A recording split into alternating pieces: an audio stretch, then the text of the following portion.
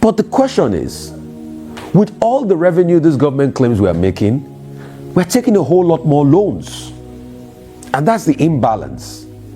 We are shoring up our reserves, but we are taking loans to be able to pay for our hitherto Euro bonds. And in all of the spending the government claims they are doing, we are not seeing the reflection on the economy. Inflation, yes, going down, but it's still high.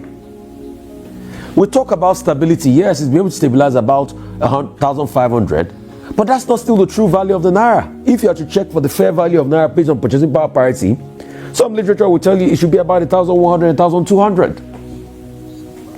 So we still have a lot of challenges, and then there's still a lot of bloated contracts, and there's still a lot of financial flights and illicit financial flows out of the country. So that's why you have a level of imbalance. But the amazing thing about this government, and the hypocritical thing is, now that IMF has increased their projections, they will accept it. In fact, they will go on a chest-beating parade. But if IMF now reminds them of illicit financial flows, they'll shrug and say, oh, IMF does not know what IMF is saying.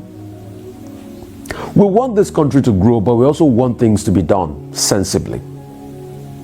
And as we speak today, a lot of things does not make sense in the economy. A country that claims is doing so well in revenue, but could only give about 15% of the capital budget of the healthcare sector to the health ministry. I didn't say that, the health minister said that.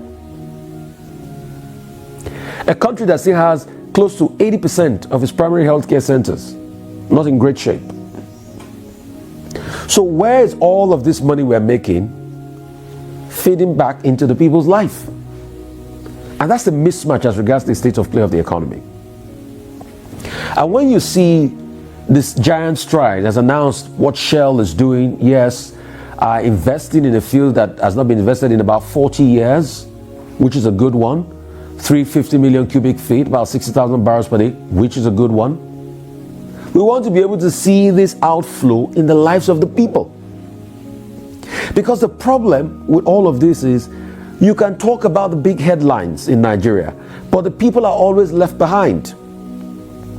Nobody cares or caters to the hopes and aspirations of the people in all of these matters. So when we look critically, how does all of these big headlines fit into the lives of the people? A people that have been thrown into poverty. 139 million people living in absolute dire poverty. The number is still increasing by the day. People can hardly have food on their table. If this government wants people to really feel the impact, it is not by cash transfers that becomes questionable in the end and people start to ask questions. It is by targeting things that really affect the people. Healthcare, education, water provision. We live in a city that is said to be one of the most economically viable cities in Africa. But have you tried opening your tap and see if it's going to run from public water? Where's the state of water? Where's the state of sanitation? With the wealth we claim we have, we still have a lot of open defecation. So those are the conversations, and this is beyond the headlines. The headline, investment coming in, but does it trickle down to the people?